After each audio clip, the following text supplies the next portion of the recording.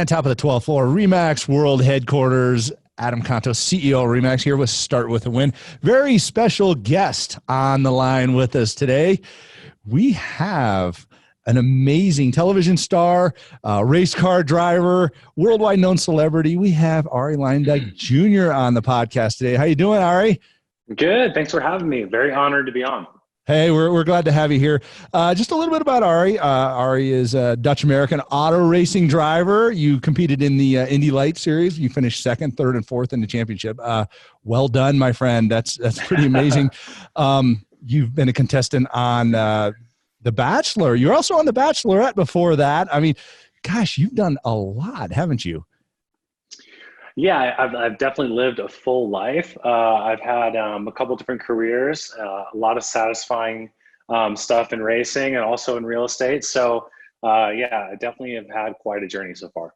Yeah, it's awesome. And you mentioned real estate. You are one of our amazing Remax agents with Remax Excalibur out in Scottsdale, Arizona. So ladies and gentlemen, next time you need a real estate agent out in Scottsdale there, Arie's your guy. So, hey, Arie, why don't you dig a little deeper? Tell us a little bit about yourself. Yeah, so obviously born in Holland, like you said, we migrated here when I was really young, 3 years old. So spent most of my time splitting, being in the States and obviously going back to Holland for a vacation every summer. Then started my racing career really early. And then when the economy took a downturn, I really shifted my focus towards racing. And it was interesting. Those two don't seem like they parallel very well, but there's a lot of similarities in business between the two as far as raising sponsorships, selling the real estate on a racing car, and transitioning that into the real estate market. So shifted to real estate and really have made that my primary focus the last 3 years. I've done a lot of business. It's been a great experience. I really, really find it really rewarding to find somebody a home, and it's been fun. Now we have a really amazing group of real estate agents around the world that work under the Remax banner. We have 128,000 plus in 110 different countries and territories. You work with some unbelievable Remax agents out there in Scottsdale as well. And we kind of like operate as a big team globally. How do you see everything that you've done blending into your worldwide endeavors in real estate? Because your business doesn't just come locally; it comes from all over the place, doesn't it? Of course. So I'm no stranger to the fact that I know that there's so much power behind a brand. When I think about racing and all the brands that I've worked with in the past, there's a real connection for people when they work with a trusted brand, and I think that's something that's carried over in my real estate career. And like you said, I do real estate all over the world because I feel like when you're an agent in Phoenix, you can't just concentrate on Phoenix when you have such a referral network that Remax has. And that's something that I've definitely utilized the last few years coming off of The Bachelor. Obviously my clientele is not just here in Phoenix, but I feel like I reach a lot further than that. Very cool. Remax. Very cool. And we have listeners around the world on the podcast on Started With the Win here. So pretty cool. They can hear Arie Luyendyk today. Hey, how is you made some interesting transitions. Tell me about this. How has it been hard to go from, television celebrity to real estate agent, or easier? I mean, what does that look like? I mean, it's definitely interesting, when you hold an open house and someone walks in and they're like, wait, aren't you? And then it's an icebreaker for sure. I think it's definitely helped my business. It's hard to juggle things. I think time management's one of the biggest things that I try to work on. I love to do a lot. I love to still race a little bit. I obviously am heavily involved in real estate. I do a lot of my own new construction and fix and flips as well with my wife. And then I have, the TV side of things where, we just shot an episode of International House Hunters that's real estate based, Long Island Medium, The Bachelor. So I'm kind of always trying to do a lot of things at once. So I think for me, the most important part is the people behind me that help me do all this and accomplish everything that I want to accomplish. So it's been quite the challenge, but also a really great challenge. Very cool. And it's amazing. You touched on it a couple of times. This is a people business, and it's so neat to hear you talk about the clients and how your team and the people behind you make such a big difference, because it is also a very, very selfless business, just like what you did racing cars. You're not just racing for yourself, you're racing for a team, for a sponsor, things like that. And I love how you've continued to transition this on and on and on. So let's kind of take another step back into your racing background. That seems like a pretty frightening thing. I mean, I've been around the track a few times, but never at the speeds or in the open wheel cars or anything like that. Yeah. Like, I got to tell you, man, you got some guts. How do you get into a car like that and go, I'm going to keep my foot into it until deep in this corner, knowing if gravity's not my friend right now, I'm going to end up in that wall? How does that happen? And then you get out and you go sell a house. I mean, where does that transition occur? Yeah, I think, for me, I think the biggest part of being a driver, other than the driving itself, is working with your team and finding brands to partner with you. So you're able to do, like that one thing that very little or very few get to do. So driving in the Indy 500, I always say there's less than 800 people that have driven in the Indy 500 since the first race in 1911. So you're talking over 100 years, only 800 people have done that. So if you look at the NFL, I think in any given season, I think there's over 1,500 players that compete in one season of the NFL. So it's an extremely elite group of individuals that get to race that race, but there's so many people behind that one individual to make it happen. The business side of racing is something that was always really interesting to me. And I've carried that over to real estate. And I think that is the one thing that has helped me in my business. I think, like you said, there's so many people behind you to make you successful, and it's all about building relationships and networking. And I think that is something that, most new agents really need to hone in on, is that, it's not what you know, it's who you know. It's about starting conversations, about talking to as many people about real estate as you can a day, and really connecting as many people as you can in your network. Is that something that you saw? I love the idea of, hey, it's not me, it's the business, and I want to connect with you to see what I can do to help you.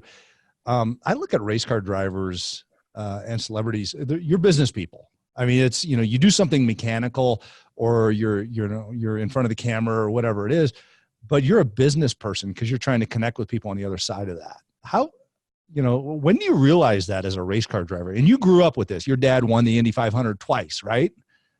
Yeah, he won the Indy 500 twice, once in 1990 and once in 97. He's still heavily involved in IndyCar.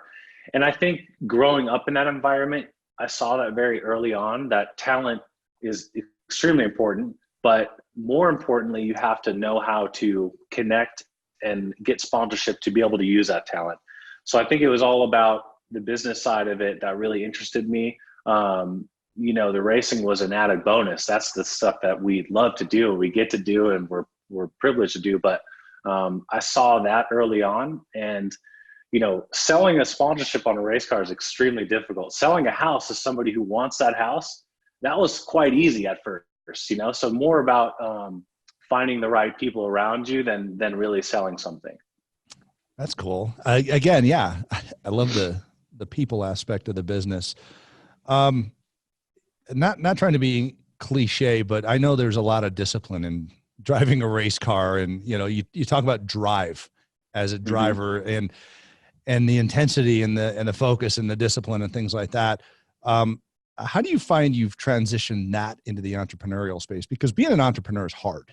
Let's call it what it is. It is not an easy lifestyle. You got to be focused. You got to have that fire in the belly and be willing to grind every single day in order to grow your business, because if you don't, there's no food on the table. So exactly. How have you taken that discipline and transitioned that over? What advice do you have for other entrepreneurs? I think setting up a structure for yourself is really important. What I do every morning, I have this book that's called the Best Self Book, and it's essentially a goal book. It's not really like a planner, but more or less, what are you grateful for in the morning? Then you schedule your day. At the end of the day, you write down your wins for the day. So what did I accomplish? Because I think as an entrepreneur, as a real estate agent, you think to yourself, oh, I'm not doing enough. You're very hard on yourself if you're goal driven, like most of the good agents are. But it's also really important to remind yourself, what did I do right? And what did I accomplish today? kind of feeds the positivity and gives you sort of a little light at the end of the tunnel that you're reaching your goals every day. So I start my day with that. And then I try to fill my day all the way up until 8 p.m. I try to schedule out, it sounds crazy because I'm very type A. I try and schedule out literally every 15 minutes of my day. If I don't get to all of it, great. But at least, I shot for the moon and landed in somewhere in between, I love that. I love that. And it just so happens that I also have one of the best self journals. You do? So Okay. yeah, we're singing from the same sheet of music here. So that's awesome. And have you found this, you've got a beautiful family, a young baby. Has this discipline helped you with your family relationship, caring for those around you? It has, I've been a little less productive, I gotta say, on the business side of things, but it's been super rewarding. Having a daughter is like, it changes everything. I'm sure that all the parents listening know that. Finding this family and work balance is always difficult, but we make sure to make time for the family and then also make time for business throughout the day. But it's been really rewarding. It's been a transition for sure. But my wife is amazing. She and I work a lot together on our new construction business. We're doing a lot here in Phoenix, doing a lot of infill, doing a lot of fix and flips, and she's my interior designer. So it's been really fun to work with her on a lot of projects, and we have a few that are coming on the market in January. So we're really excited to promote those as well. Awesome. Sounds like a lot of fun working with an amazing human being that you get to see whenever you want. That's fantastic. So, changing channels here just a little bit. We all face big challenges in life. What's a big key challenge that you found a great learning opportunity in that you can share with everybody? I mean, I think there's a few. I think time management, we hit on that. That's a challenge that I face every day. So that's why I use that book in the morning to kind of schedule my day. Another one is just the market constantly changing. We have so many different things throughout my career. I've been licensed since 2004. We had the recession, so I had to completely change the way I did business. And then also now we have the iBuyers moving in a little bit. So how to sort of corner your area of the market, make yourself different than other agents, getting creative. That is the challenge for me is being adaptable and seeing things coming and trying to make some moves to maybe put yourself in a better position. Awesome. You mentioned changes in the market, things like that. Do you have any specific advice in this day and age? First part of 2020, new decade, things like that. Any advice for buyers and sellers? I'd say just do your homework. Go with an agent that you feel is different than the rest. I think that's the biggest thing for me as an agent is just to set myself apart from other people. Whether it's being on TV, whether it's having a passion with cars. I think before the Bachelor thing, my thing was I loved buyers and sellers who were into cars. I really focused in on that, and that was my thing because I was from racing. Now that I've done TV, it's a little bit different. I think my audience is a little broader, so I've kind of shifted my focus a little bit. But if you're an agent out there, then I think that set yourself apart. And if you're a buyer or seller, go with someone that is, has similar tastes to you and similar interests because you're going to be spending a lot of time with that person. And I think that's an important part of our business. Awesome. Great advice. Great advice here, Arie. So I've got a few questions that I like to ask some of our guests here on the show. One of which is, do you have a favorite book, and why is that your favorite book? I would like to say that I'm a big reader, but I'm honestly not. I feel like I have a really short attention span. So for me, I'm more of a guy who cruises the internet and reads up on news. So I have to say I don't have a favorite book, but I will say I read the business journal, the Phoenix Business Journal every day, just to kind of know what's happening in my area and in my neighborhood. So that is sort of my guilty pleasure, I guess, in the morning. Seeker of knowledge. I love it. Yeah, exactly. Okay. Do you have a favorite quote? I would say I have this on my business cards. You don't get what you deserve, you get what you negotiate.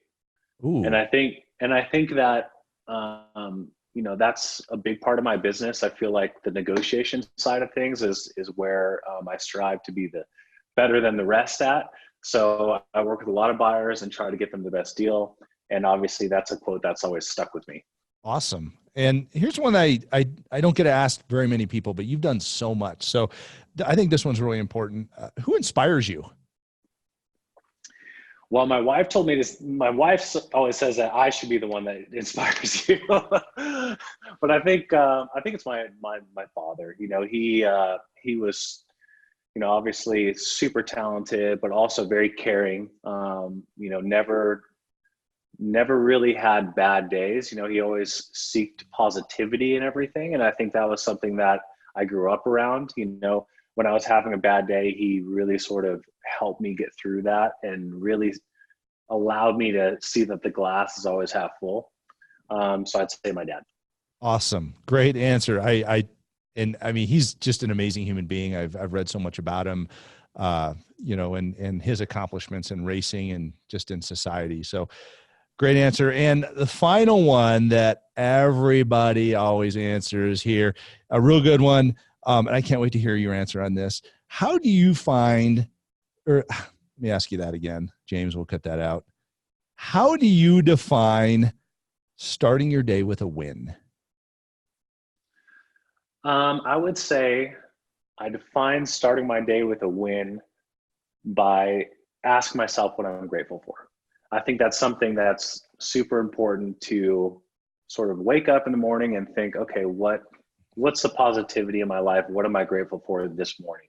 And I think that sort of sets the day off right. It gets you in the right mindset to be able to have some positivity throughout the day.